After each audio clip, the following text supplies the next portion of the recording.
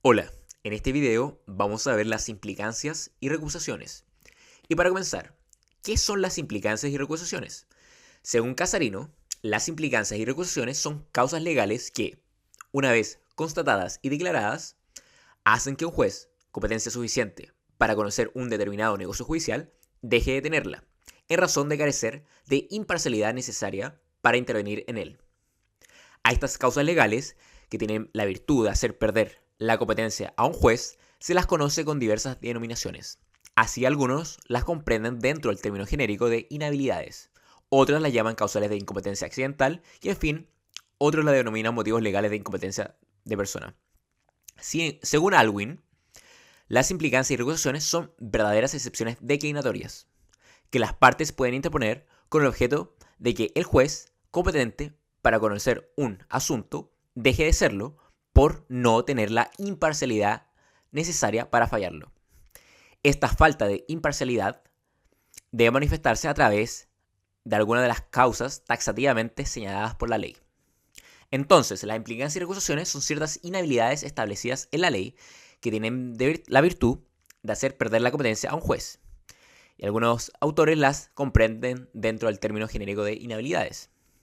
Y aquí me gustaría mencionar el artículo 194 del Código Orgánico de Tribunales que dice: los jueces pueden perder su competencia para conocer determinados negocios por implicancia o por recusación declaradas, en caso necesario, en virtud de causas legales. ¿Y contra quién se ejercen estas implicancias y recusaciones?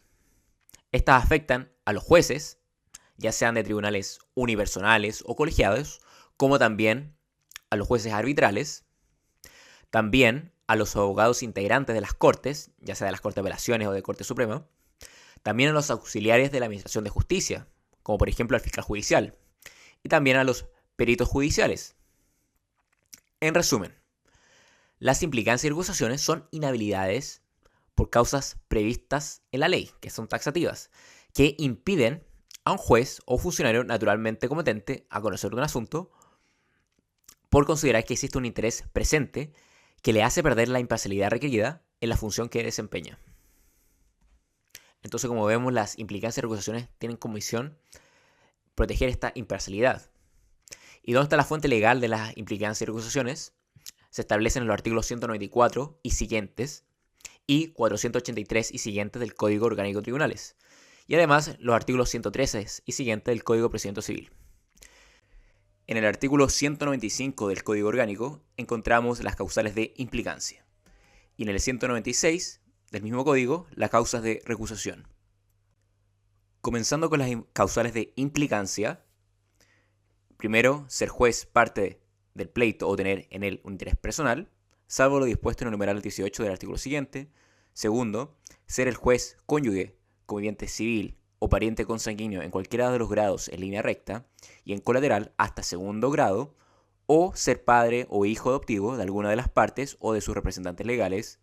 Tercero, ser el juez tutor o curador de alguna de las partes o ser albacea de alguna sesión o veedor o liquidador de un procedimiento concursal o administrador de algún establecimiento o representante de alguna persona jurídica que figure como parte del juicio. Cuarto, ser el juez ascendiente o descendiente o padre o hijo adoptivo del abogado de alguna de las partes. Quinto, haber sido juez, abogado o apoderado de alguna de las partes en la causa actualmente sometida a su conocimiento o haber intervenido en ella como mediador. Sexto, tener el juez, su cónyuge o conviviente civil, sus ascendientes o descendientes o su padre o hijo adoptivo, causa pendiente en que deba fallar como juez alguna de las partes. Séptimo, tener el juez, su cónyuge o conviviente civil, sus ascendientes o descendientes o su padre o hijo adoptivo, causa pendiente en que se ventile la misma cuestión que el juez debe fallar. Octavo, haber el juez manifestado su dictamen sobre la cuestión pendiente con conocimiento de los antecedentes necesarios para pronunciar sentencia. Y noveno, ser el juez, su cónyuge o conviviente civil, alguno de sus ascendientes o descendientes o su padre o hijo adoptivo, heredero instituido en testamento por alguna de las partes. Lo dicho en este artículo es sin perjuicio de lo dispuesto en el artículo 1324 y en los incisos tercero y cuarto del artículo 1325 del Código Civil. Respecto de los jueces con competencia criminal, son causales de implicancia, además, las siguientes. Primero, haber intervenido con anterioridad en el procedimiento como fiscal o defensor. Segundo, haber formulado acusación como fiscal o haber asumido la defensa en otro procedimiento seguido contra el mismo imputado. Y tercero, haber actuado el miembro del tribunal de juicio oral en lo penal como juez de garantía en el mismo procedimiento. Ahora pasaremos a las causales de recusación. Primero, ser el juez pariente consanguíneo en toda línea recta y en colateral hasta el cuarto grado o afín hasta el segundo grado de alguna de las partes o sus representantes legales. Segundo, ser el juez ascendiente o descendiente, hermano o cuñado del abogado de alguna de las partes. Tercero, tener el juez superior a alguno de los parentescos designados en el inciso precedente o en el numeral 4 del artículo 195 con el juez inferior que hubiera pronunciado la sentencia que se trata de confirmar o revocar. Cuarto, ser alguna de las partes sirvientes, paniguado o dependiente asalariado del juez o viceversa. Quinto, ser el juez deudor o acreedor de alguna de las partes o de su abogado o serlo su cónyuge o conviviente civil o alguno de sus ascendientes, descendientes o parientes colaterales dentro del segundo grado. Sin embargo, no tendrá aplicación la causal del presente número si una de las partes fuere alguna de las instituciones de previsión fiscalizadas por la Superintendencia de Seguridad Social, la Asociación Nacional de Ahorro y Préstamo, o uno de los servicios de vivienda y urbanización, o una compañía prestadora de un servicio básico domiciliario. A menos que estas instituciones u organismos ejerciten actualmente cualquier acción judicial contra el juez o contra alguna otra de las personas señaladas o viceversa. Sexto, tener alguno de los ascendientes o descendientes del juez o los parientes colaterales del mismo dentro del segundo grado, causa pendiente que deba fallar como juez de alguna de las partes. Séptimo, tener alguno de los ascendientes o descendientes del juez o los parientes colaterales del mismo dentro del segundo grado, causarle pendiente en que se ventile la misma cuestión que el juez deba fallar. Octavo, tener pendiente alguna de las partes, pleito civil o criminal, con el juez, con su cónyuge o conviviente civil o alguno de sus ascendientes, descendientes o parientes colaterales dentro del segundo grado. Cuando el pleito haya sido promovido a alguna de las partes, deberá haberlo sido antes de la instancia en que se intenta la recusación. Noveno, haber el juez declarado como testigo en la cuestión actualmente sometida a su conocimiento. Décimo, haber el juez manifestado de cualquier modo su dictamen sobre la cuestión pendiente, siempre que lo hubiera hecho con conocimiento de ella. Décimo primero, ser alguno de los ascendientes o descendientes del juez o alguno de sus parientes colaterales dentro del segundo grado, instituido heredero en testamento por alguna de las partes. Décimo segundo, ser alguna de las partes heredero instituido en testamento por el juez. Décimo tercero, ser el juez socio, colectivo, comanditario o de hecho de alguna de las partes, serlo su cónyuge o conviviente civil o alguno de sus ascendientes, descendientes del mismo juez o alguno de sus parientes colaterales dentro del segundo grado. Décimo cuarto, haber el juez recibido de alguna de las partes un beneficio de importancia que haga presumir empeñada gratitud. Décimo quinto, tener el juez con alguna de las partes amistad que se manifieste por actos de estrecha familiaridad. Décimo sexto, tener el juez con alguna de las partes enemistad, odio o resentimiento que haga presumir que no se haya revestido de una debida imparcialidad. Décimo séptimo, haber el juez recibido, después de comenzado el pleito, dávidas o servicios de alguna de las partes, cualquiera sea el valor o importancia. Décimo octavo, ser partes o tener interés en el pleito, una sociedad anónima, de que el juez sea accionista. No obstante lo dispuesto en el inciso precedente, no considerará causal de recusación la circunstancia de que una de las partes fuere una sociedad anónima abierta. Lo prevenido en el inciso anterior no regirá cuando concurra la causal señalada en el numeral 8 de este artículo. Tampoco regirá cuando el juez, por sí solo o en conjunto con alguna de las personas indicadas en el numerando coactavo, fuere dueño de más del 10% del capital social. En estos dos casos existirá causal de recusación. Como vemos, son varias causales de implicancia y recusación. Ambas están en el Código Orgánico de Tribunales. Pero ahora vamos a comparar las implicancias y recusaciones. Las implicancias son verdaderas prohibiciones establecidas por la ley, en virtud de las cuales los jueces no pueden conocer un determinado asunto.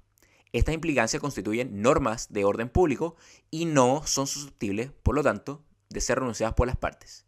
La implicancia puede y debe ser declarada de oficio por el tribunal, aun cuando también la parte afectada puede impetrarla. Incluso su no declaración puede llegar a constituir delito de prevaricación, en efecto de acuerdo al artículo 224, numeral 7 del Código Penal. En cambio, las recusaciones son de menor gravedad, pues el grado de compromiso del juez es menor, y si ésta acontece y falla un pleito estando legalmente recusado, no comete un delito, sin perjuicio de recibir sanciones disciplinarias. Entonces, si vemos el orden de gravedad, podemos decir que las implicancias son más graves que las recusaciones.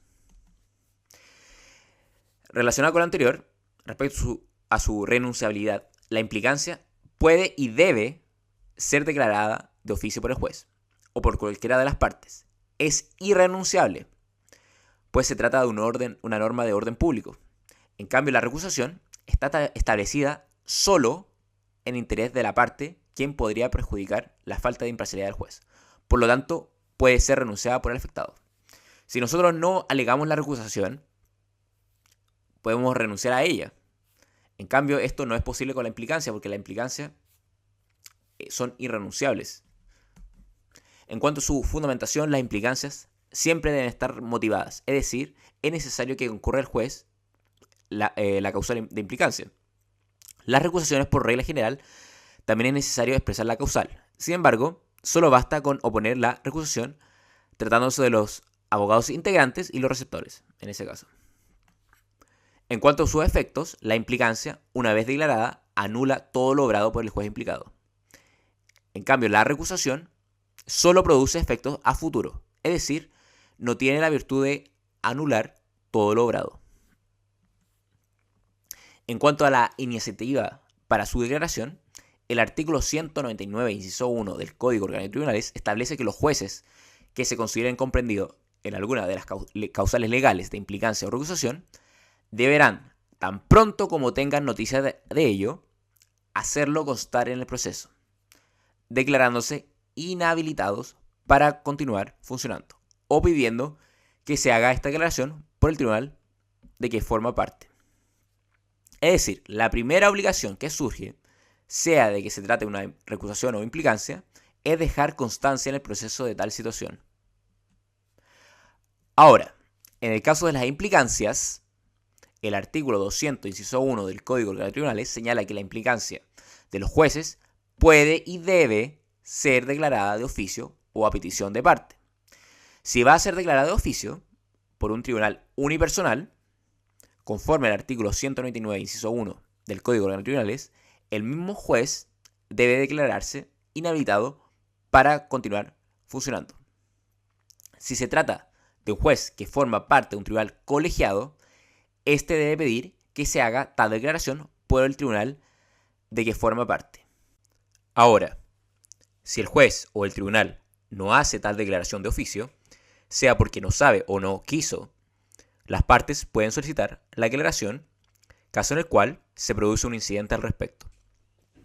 En el caso de la recusación hay que distinguir, pues si la causal afecta a un tribunal unipersonal, de acuerdo al artículo 199, inciso 1 del Código Orgánico de Tribunales, tan pronto tenga conocimiento de ella, debe dejar constancia en el proceso y por regla general declararse inhabilitado de oficio.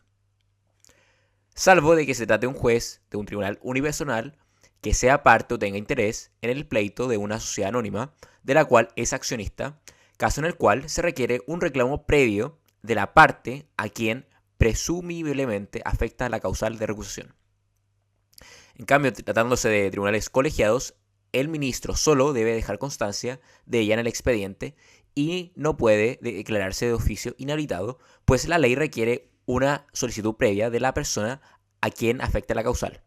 En efecto, de acuerdo al artículo 199, inciso 2 del Código Orgánico de Tribunales, se necesitará de solicitud previa para declarar la inhabilidad de los jueces de la Corte Suprema y de las Cortes de Apelaciones, fundada en cualquiera de las causales de recusación, y la de los demás jueces producida por el hecho de ser parte o tener interés en el pleito, una sociedad anónima, de que estos sean accionistas, sin perjuicio en uno y otro caso de que se haga constar en el proceso la existencia de la causal. A su vez, el artículo 200, inciso 2 del Código Orgánico de Tribunales señala que la recusación solo podrá entablarse por la parte a quien, según la presunción de la ley, puede perjudicar la falta de imparcialidad que se supone en el juez. Ahora, si el juez no deja constancia de la recusación, ya sea un tribunal colegiado, o no la declara de oficio, ya sea en un tribunal unipersonal, se puede generar un incidente especial por la parte a quien presumiblemente perjudica la imparcialidad. En cuanto a su conocimiento y fallo, y ante quien se interpone las implicancias o recusaciones, en el caso de la implicancia, si se trata de un tribunal unipersonal, conoce el mismo tribunal. Así lo ordena el artículo 202 del Código Orgánico de Tribunales. Si se trata de un tribunal colegiado, conoce el mismo tribunal, con exclusión del o de los miembros de cuya implicancia se trata. Esto en conformidad al artículo 203 del Código Orgánico de Tribunales. En el caso de las recusaciones, el tribunal competente, la regla general es que conoce el juez superior jerárquico inmediato del juez que se trata de inhabilitar, salvo que se trate de recusaciones en contra de los miembros de la Corte Suprema, de los cuales conoce la Corte de Apelaciones de Santiago. Si se trata de recusación en contra de los jueces árbitros, conoce el juez ordinario del lugar donde se sigue el juicio. En este sentido, se pronuncia el artículo 204 del Código Orgánico de Tribunales.